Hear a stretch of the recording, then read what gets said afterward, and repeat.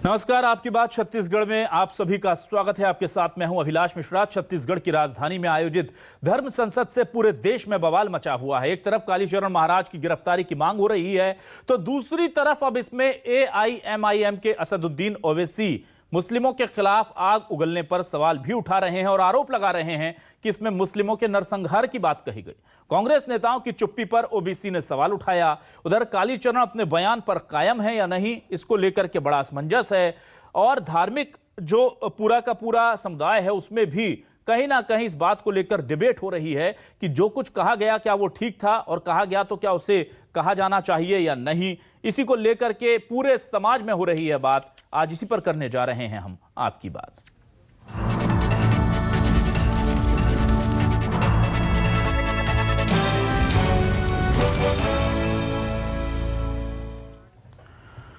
तो आपको बता दें कि छत्तीसगढ़ की सियासत में पूरा मामला बहुत ज्यादा गर्म है और इस पर बातचीत करने के लिए हमारे साथ कुछ मेहमान आगे जुड़ेंगे। पर उससे पहले दो खास बयान आपको सुना देते हैं।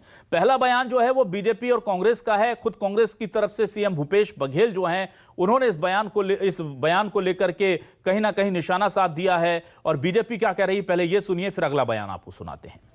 उसके खिलाफ एफआईआर दर्ज हो चुका है और बहुत साहसी है, तो आप सरेंडर करें।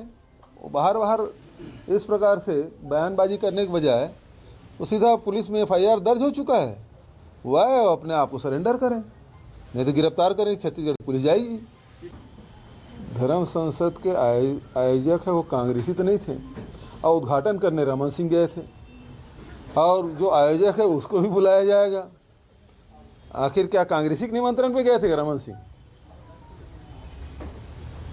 पहले तो ये बताएं कि कांग्रेस के निमंत्रण पर रमन सिंह गए थे उसको उद्घाटन करने, कलश यात्रा में गए थे, और जो आयोजक है उससे भी पुलिस पूछताछ करेगी। निश्चित रूप से कांग्रेस अपने शब्दों को भारतीय जनता पार्टी के मुंह में डालना चाहती है। वास्तविकता यह है कि धर्म संसद में अगर कालीचरण जी महाराज ने जो शब्द कहे हैं इसकी जिम्मेदार कांग्रेस पार्टी है, क्योंकि उन्होंने शिव तांडव बोलने के बाद दोबारा मंच पे उनको बोलने के लिए आमंत्रित किया गया, जिस पे ये विवाद खड़ा हुआ। इसकी पूर्ण जिम्मेदारी कांग्रेस पार्टी की। तो सुना आपने क्या कहा गया, और अब आपको सुनाते हैं कि आयोजक जो है नीलकंठ त्रिपाठी, उनका क्या कहना है, क्योंकि ये कहा जा रहा था कि आयोजकों के खिलाफ भी कार्रवाई होनी चाहिए। उनका क्या कहना है, जरा सुनिए। हमें खेद है कि हमारे द्वारा कालीचरण महाराज जी को आमंत्रित किया गया, वे मंच में आकर के हमारे राष्ट्रपिता महात्मा गांधी के बारे में अपशब्द जो टिप्पणियां की, उसकी हम घोर निंदा करते हैं और शासन प्रशासन से हम निवेदन करते हैं कि जो उचित कार्रवाई होगी उनके ऊपर करें। तो क्या है न्यूज 24 मध्य प्रदेश छत्तीसगढ़ के आज के सवाल। सीधे सवालों का रुख कर लेते हैं। हमारे सवाल हैं, बयान देकर कालीचरण महाराज छू मंतर, धर्म संसद पर घमासान में ओवैसी की एंट्री, गांधी के अपमान पर कांग्रेस गरम, मुस्लिम नरसंहार की बात पर क्यों यहां पर पूरा मामला गरमाया, गांधी पर बयान पर कालीचरण को नहीं मलाल, बीजेपी कांग्रेस दोनों उठा रहे हैं एक दूसरे पर सवाल। छत्तीसगढ़ में धर्म संसद पर संग्राम, बापू होते तो कहते हे राम। ये तमाम सवाल हैं जो हम उठा रहे हैं, आपको आज दिखा रहे हैं। और आपको बता दें कि ओवैसी ने इस पूरे मामले को लेकर के बड़ी प्रतिक्रिया दे दी है। हमारे साथ दो खास मेहमान जुड़ चुके हैं। हमारे साथ जुड़ चुके हैं कांग्रेस से वरिष्ठ नेता अमरजीत चावला जी। अमरजीत जी, बहुत स्वागत है आपका न्यूज 24 मध्य प्रदेश छत्तीसगढ़ पर। और सच्चिदानंद उपासने जी, भाजपा के वरिष्ठ नेता जुड़ चुके हैं। उपासने जी, बहुत स्वागत है आपका न्यूज 24 मध्य प्रदेश छत्तीसगढ़ पर। सबसे पहले मैं अमरजीत चावला जी आपसे पूछना चाहता हूं कि इस पूरे मामले को लेकर के सियासत हो रही है, और अब ओवैसी साफ तौर पर कह रहे हैं कि कांग्रेस इस मामले को लेकर के धर्म विशेष को लेकर बयानबाजी कर रही है, जबकि इसी आयोजन में मुस्लिमों के प्रति भी बेहद आपत्तिजनक बयान दिए गए थे। और उनका कहना है कि कांग्रेस ने इस मामले पर चुप्पी साध रखी है। क्या कहेंगे आप?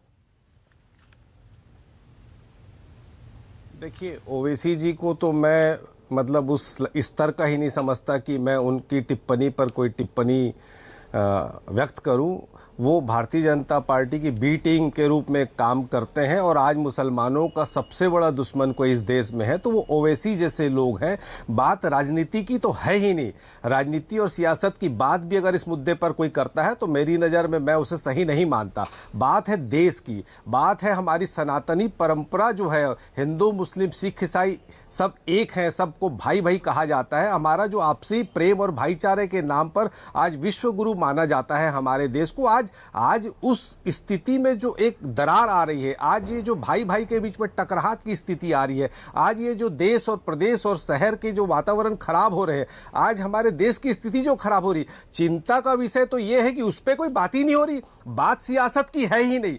बात सियासत की होती तो ये कार्यक्रम होता ही नहीं। हमारी प्रदेश में कांग्रेस की सरकार है, अगर कोई साधु संत आ रहा है तो उसका सम्मान है। हम भी धर्म सांसद का सम्मान करते हैं, साधु संतों का सम्मान करते हैं। साधुओं की धरती है, संतों के आशीर्वाद से ही विश्व कल्याण की बात करने वाला ये देश है। हम जब पूजा करते हैं, प्रार्थना करते हैं तो आरती के बाद ये हमारी परंपरा है कि हम कहते हैं कि धर्म की जीत हो और विश्व का कल्याण हो। इस परंपरा का निर्वहन करने वाले देश में पिछले 7 वर्षों से आखिर ऐसा क्या हो गया है कि धर्म का इस्तेमाल राजनीति के लिए किया जा रहा है? ये आपत्तिजनक बात तो ये बात ये नहीं होती कि हमने किया, उसने किया, इसने किया। बात इंसानियत की है, बात मानवता की है, बात देश प्रेम की है। ना तो फिर कांग्रेसी नेता वहां बैठ करके बयान क्यों सुन रहे थे? चावला जी, कांग्रेसी नेता वहां बैठ करके तमाम बयान क्यों सुन रहे थे? देखिए बात ऐसा होता है कि बात वो कालीचरण जी को सुनने नहीं गए थे। बात ये होता है कि संतों की भाषा, संत परंपरा का निर्वहन करके जिस मंच पे संतों की उपस्थिति है, वो स्थान अपने आप में पवित्र होता है। हम संतों को प्रणाम करते हैं, संतों को नमन करते हैं, संतों का सम्मान करते हैं। पर जो शंकराचार्य जी की परंपरा है, जो संतों की परंपरा है, जो धर्म की आस्था रखने वाली बात होती है, वो विश्व को रास्ता दिखाने का कल्याण की बात करते हैं, सबके कल्याण की बात करते हैं। जाति धर्म संप्रदाय की बात नहीं होती। उसको सुनने के लिए तो सारे लोग जाते हैं, सारे जाति धर्म संप्रदाय। मैंने आप अमरजीत चावला जी मेरा सवाल समझे नहीं। मैंने ये नहीं कहा कि सुनने क्यों गए थे। मैंने कहा जब आपत्तिजनक बयान दिए जा रहे थे, कांग्रेस के वरिष्ठ नेता वहां मौजूद थे, उन्होंने तब आपत्ति क्यों नहीं जताई? जी नहीं, उन्होंने तुरंत आपत्ति जताई। हमारे संत रामसुंदर दास जी ने तुरंत आपत्ति जताई। कांग्रेस के कार्यकर्ता या नेता नहीं है छोड़ दिया। चावला जी प्लीज, संत रामसुंदर दास जी क्या कांग्रेस के पदाधिकारी हैं? जी कांग्रेस के विधायक रहे हैं वो। ठीक है, और बाकी बयान जो थे वो अभी आप उनको, संत रामसुंदर दास जी को अभी भी आप कह रहे हैं कि वो पार्टी की लाइन को लेकर के वहां विरोध जता रहे थे, ये कहना चाह रहे हैं आप? नहीं, पार्टी की लाइन को लेकर उन्होंने विरोध नहीं था। कांग्रेस की जो परंपरा है कि सर्वधर्म समभाव, ये परम पूज्य गुरु घासीदास बाबा की धरती है छत्तीसगढ़, ये कौशल्या माता की धरती है छत्तीसगढ़, जहां पर सुनियोजित तरीके से एक धर्म सांसद के मंच को राजनीति के तौर पर इस्तेमाल किया। और कालीचरण जी के बारे में मैं कहना चाहूंगा कि कम पढ़े हुए लोग जो 2017 तक में तो राजनीतिक महत्वाकांक्षा थी, मॉडलिंग इन्होंने की, राजनीति में असफल हुए, इनके माता पिता ने इनको घर से इंदौर भगा दिया था इनकी हरकतों को देखकर। ऐसे लोगों को एक एजेंडे के तहत मैं बहुत जिम्मेदारी के साथ कहना चाहता हूं, आरएसएस के दलाल है, ये दलाल है जो ऐसे मंचों पर आकर आपसी समरसता को खराब करने का प्रयास करते हैं। उपासने जी, मैं आपसे जानना चाहता हूं सर, सीधे तौर पर कांग्रेस पर दोषारोपण की कोशिश बीजेपी की तरफ से हो रही थी और भूपेश बघेल जी सीएम ने साफ कहा कि खुद रमन सिंह जाकर के उस कार्यक्रम का उद्घाटन करते हैं, तो क्यों ना बीजेपी को इस पूरे आयोजन के पीछे जिम्मेदार माना जाए? सबसे पहले आपत्ति मेरे को कांग्रेस के प्रवक्ता के इस आरोप की है। ये घटिया आरोप कांग्रेस के प्रवक्ता यहां लगा रहे हैं कि वो आरएसएस के दलाल हैं। यदि मैं कहूं कि वो कांग्रेस के दलाल हैं, तो कांग्रेस के दलाल की हैसियत से उन्होंने धर्म संसद को बिगाड़ने का पूरा काम किया। यह सुनियोजित षड्यंत्र कांग्रेसियों के द्वारा रचा गया कि यह धर्म संसद के माध्यम से हिंदुत्व बदनाम हो। इसकी पूरी साजिश जो है, ये मुझको कहना नहीं था, लेकिन यह अब जिस प्रकार के आरएसएस पर आपने आरोप लगाया है, तो मैं ये सरेआम कहूंगा कि कांग्रेस का षड्यंत्र था। और जो बाबा कालीचरण दास जी आए थे, वो पूरी तरह से कांग्रेस के नेताओं के साथ घूमते रहे, कांग्रेस के नेताओं का अन्न ग्रहण करते रहे, कांग्रेस के नेताओं के जिम में जाते रहे, कांग्रेस के नेताओं ने उन्हें तिल्दा तक छोड़ा है। और ये पूरी तरह से कांग्रेस के नेता उनके रूम में 1-1 घंटे तक बैठे रहते थे। इस प्रकार से कांग्रेस के नेताओं ने पूरी तरह से षड्यंत्र करके और इस प्रकार से उनको परोसने का काम किया कि यहाँ पर इस प्रकार की भाषा उपयोग करिए ताकि भविष्य में किसी प्रकार का धर्म संसद यहाँ पर करने की कोई हिमाकत न कर सके।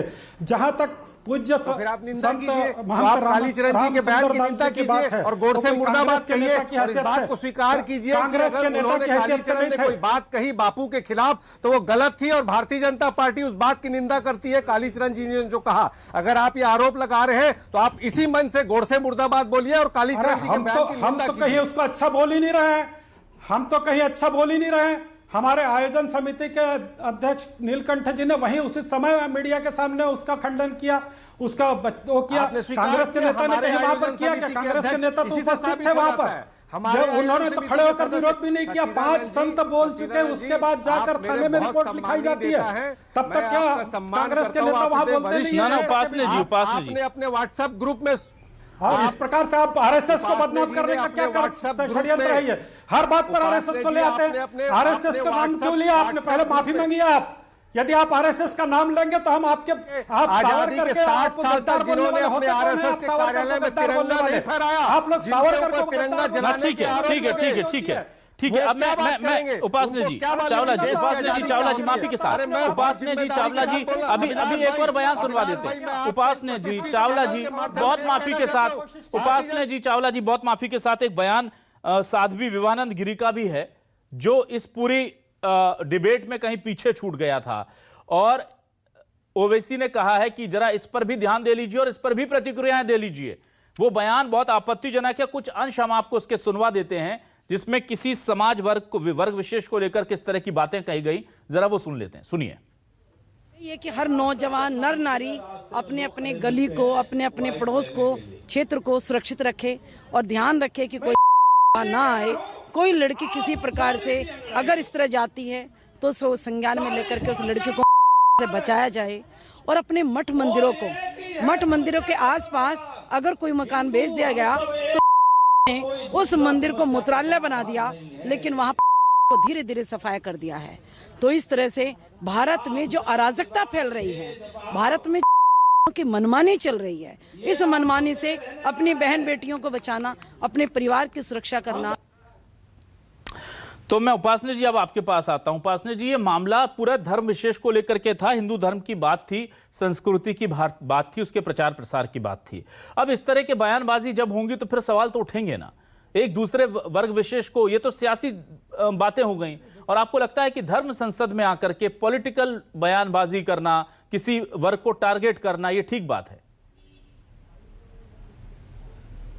देखिए, सनातन धर्म पर जो वर्तमान में संकट आ रहे हैं, उन संकटों को से निजात पाने की यदि कोई पहल कर रहे हैं तो संत समाज के लोग कर रहे हैं जी। और यही कारण है कि जो विसंगतियां हैं, आज जिस प्रकार से धर्मांतरण इस प्रदेश में तेजी से चल रहा है, जिस प्रकार से लौ जिहाद की घटनाएं तेजी से चल रही हैं, जिस प्रकार से हिंदू धर्म पर डाका डालने की लगातार कोशिशें हो रही हैं, तो ये कोई छिपा नहीं है। तो मीडिया भी स्पष्ट कर रहा है। छत्तीसगढ़ के बहुल आदिवासी इलाकों में आदिवासियों को धर्मांतरण के खिलाफ सड़कों पर बैठना पड़ रहा है। इस प्रकार की स्थितियां निर्माण हो रही है।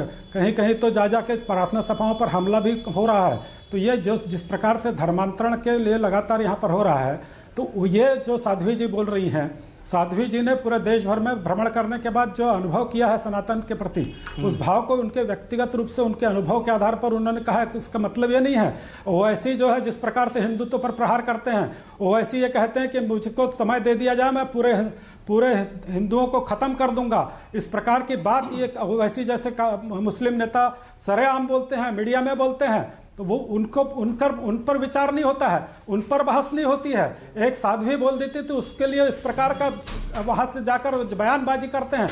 उनको तो कोई अधिकार ही नहीं है, वो कहाँ के नेता हैं? वो नहीं तो मुस्लिम समाज को भी बदनाम करने का काम वो करते हैं। जो बातें मुस्लिम समाज की है उसको जग जाहिर करने का काम भी वो करते हैं। यदि साध्वी जी ने कहा है तो निश्चित रूप से वो राष्ट्रीय स्तर पर जो घूमती हैं, जो समस्याएं उनके सामने आती हैं, जो आज सनातन धर्म के लिए ठीक है। तो आपको लगता है कि साध्वी आपको लगता है विवानंद गिरी साध्वी ने जो बातें कही हैं वो सही हैं और वो हिंदू धर्म पर इस तरह की दिक्कतें हैं जिसकी वजह से उन्होंने व्यक्तिगत बयान दिया, आप ऐसा मानते हैं सर?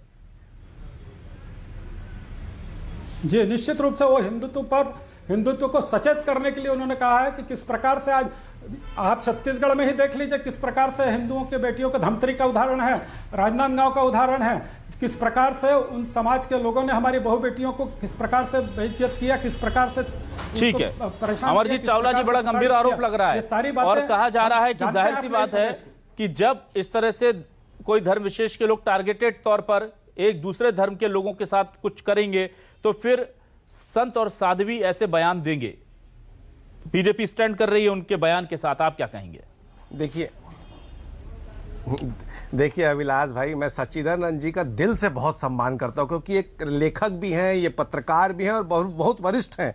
और लेकिन क्या होता है कि इनको ना अब कोई मुद्दा नहीं मिल गया तो ये क्या हिंदू खतरे में? अरे भाई, आज के 2014 के पहले कभी हिंदू खतरे में नहीं रहा, पर जब आज देश का प्रधानमंत्री हिंदू, देश का रक्षा मंत्री हिंदू, देश का गृह मंत्री हिंदू और हिंदू खतरे में। हिंदू कमजोर कभी नहीं था, वो महात्मा गांधी था असली हिंदू, जिसने एक लाठी के दम पे अहिंसा के रास्ते पर चलते हुए पूरे विश्व को सत्य की राह दिखाई और पूरे विश्व के 120 से ज्यादा देशों में जिसकी मूर्तियां लगती है वो अहिंसा की ताकत थी। और 2000 साल का इतिहास है हिंदुस्तान का। अंग्रेज आए चले गए, मुगल आए चले गए, हिंदू सनातन धर्म को किसी ने कभी खत्म करने की हिम्मत नहीं की। हिंदू ना कभी खतरे में था, ना कभी खतरे में है और ना कभी खतरे में रहेगा। पर जिनकी राजनीति खतरे में चले गई, जिनके पास बोलने के लिए कोई विकास का एजेंडा नहीं है, कोई मुद्दा नहीं है, छत्तीसगढ़ में आज इनके पास कोई सिर्फ 15 शिकायतें आई थी धर्मांतरण की, उसमें भी 9 झूठी थी और 6 शिकायतों पर हमारे मुख्यमंत्री आदरणीय भूपेश बघेल जी ने त्वरित कार्रवाई की। मैं ये बोलता हूं, अगर ये बात करते हैं तो ये लोग भी मौजूद थे। मैं बहुत जिम्मेदारी के साथ आपको एक पोस्टर दिखाना चाहता हूं,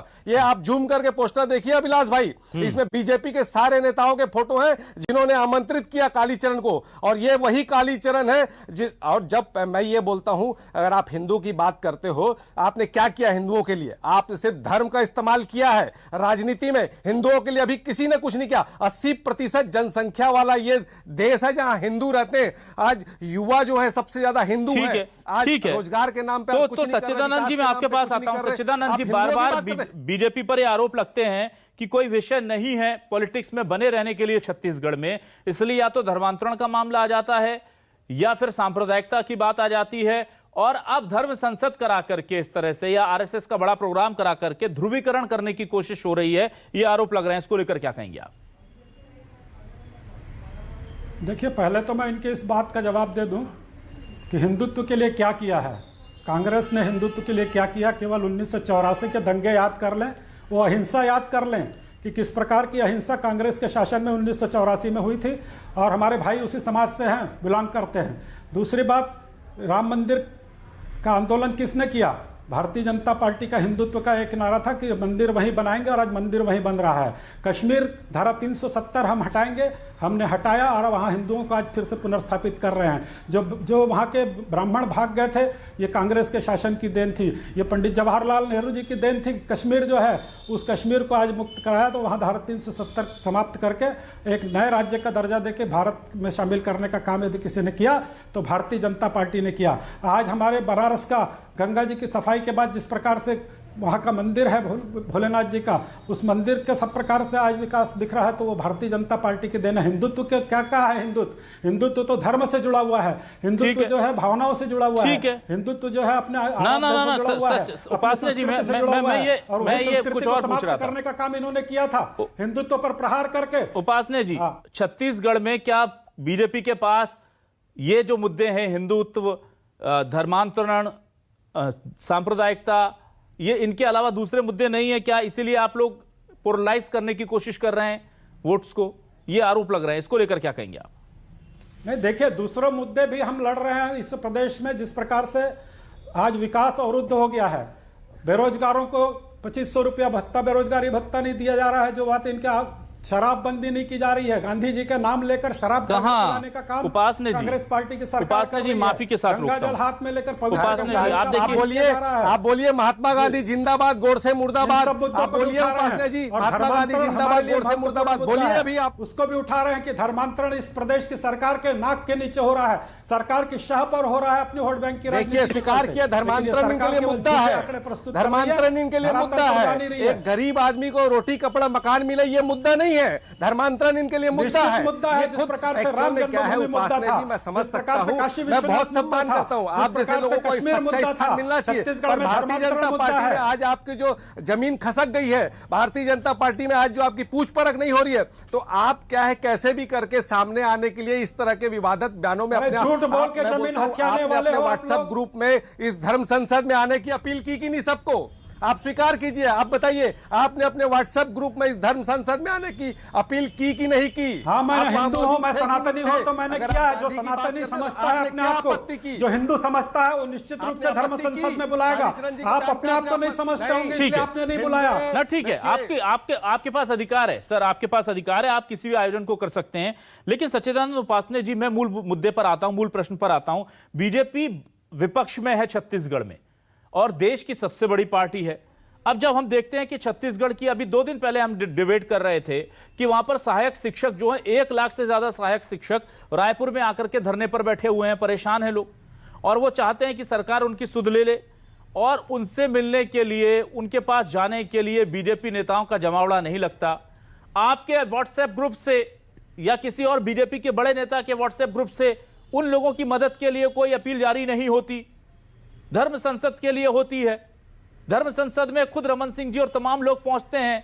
वो लोग जो वहां पर सरकार के विरोध में ठंड में बैठे हुए हैं, उनके पास विपक्ष का कोई आदमी नहीं पहुंचता, नैतिक समर्थन नहीं देता, उनके लिए कोई मुहिम नहीं चलती, उनके लिए टेंट नहीं लगता, उनके लिए कार्यक्रम नहीं होता। और फिर आप कहते हैं कि हम तो सारे मुद्दे उठा रहे हैं। सर, आप सेलेक्टिव पॉलिटिक्स कर रहे हैं। सरकार क्या गूंगी बहरी सरकार है? ना, आप सरकार पर मत डालिए सर, मैं विपक्ष की भूमिका की बात कर रहा हूं। सरकार अगर ठीक ढंग से काम कर रही होती तो 1 लाख लोग परेशान नहीं होते। जनता ने क्यों चुना? यही शिक्षा कर्मियों ने इनको चुना है जी। हमने तो अपने कार्यकाल में शिक्षा कर्मियों को जो दिया है, शिक्षा कर्मी जानते हैं। हाँ। लेकिन जो मांग इनसे की जा रही है कि इनका कोई जनप्रतिनिधि जाकर वहां बातचीत ना, वो तो नहीं गए सर, वो तो मैं कह रहा हूं, आप क्यों नहीं गए? विपक्ष की जिम्मेदारी होती है ना सर, बड़े आंदोलन हो रहे हैं जिसमें जनता जुड़ी हुई है, उस पर उसको सहयोग दें। मैं तो उम्मीद कर रहा था कि ये मामला बीजेपी मुद्दा है, इसको बनाएगी। हमारे नेता वहां पर जाते हैं, रोज जाकर हाजिरी लगाते हैं, रोज मिलते हैं, रोज समर्थन देते हैं। सर, रोज समर्थन देते हैं, ऐसा आयोजन क्यों नहीं? इतना बड़ा जमावड़ा क्यों नहीं? बड़े नेता क्यों नहीं? आप क्यों नहीं वहां पर? रमन सिंह जी क्यों नहीं? और मुझे एक रीजन बताइए कि क्यों नहीं होना चाहिए बीजेपी के बड़े नेताओं को उन लोगों के साथ?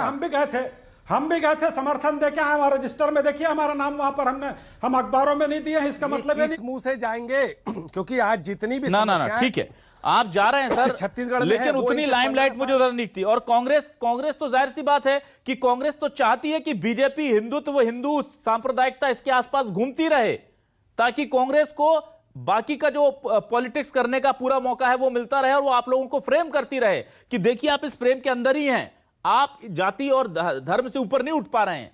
और मुझे ऐसा लग रहा है कि आप इस वक्त बीजेपी जो है वो कांग्रेस के कोर्ट में खेल रही है और इसमें नुकसान किसका हो रहा है? छत्तीसगढ़ की जनता का हो रहा है। मैं साफ तौर पर कहना चाहता हूं कि छत्तीसगढ़ में जिस तेजी से धर्मांतरण, सांप्रदायिकता, हिंदू मुस्लिम, धर्म संसद, नरसंहार, इस तरह की चीजें दिख रही हैं, ये पहले कभी नहीं दिखी। छत्तीसगढ़ का निर्माण मेरे सामने हुआ और मैं लगभग उसके प्रथम वर्ष से द्वितीय वर्ष से उससे देखता पढ़ता सुनता आ रहा हूं। लेकिन मैं देख रहा हूं कि सियासत छत्तीसगढ़ की अब संक्रमण काल से गुजर रही है और यहां पर विकास की बातें, जन सरोकारों की बातें पीछे छूटती हैं। हमें ढूंढ ढूंढ कर मुद्दे उठाने पड़ते हैं, वो लाइमलाइट में नहीं आते। लेकिन जहां धर्म की बात होती है वहां एक्स सीएम से लेकर के वर्तमान सीएम तक और तमाम पार्टी संगठन से लेकर कांग्रेस के तमाम वर्कर्स तक सभी बहुत एक्टिव नजर आते हैं। क्या जानबूझ करके जनता के मुद्दों से दूर ले जाया जा रहा है छत्तीसगढ़ की सियासत को? यह बड़ा सवाल है और इस पर सोचने की जरूरत है। बहुत बहुत शुक्रिया अमरजीत चावला जी, सच्चिदानंद उपासने जी, आपका भी इस डिबेट में शामिल होने के लिए। छत्तीसगढ़ के तमाम दर्शकों का भी बहुत बहुत शुक्रिया।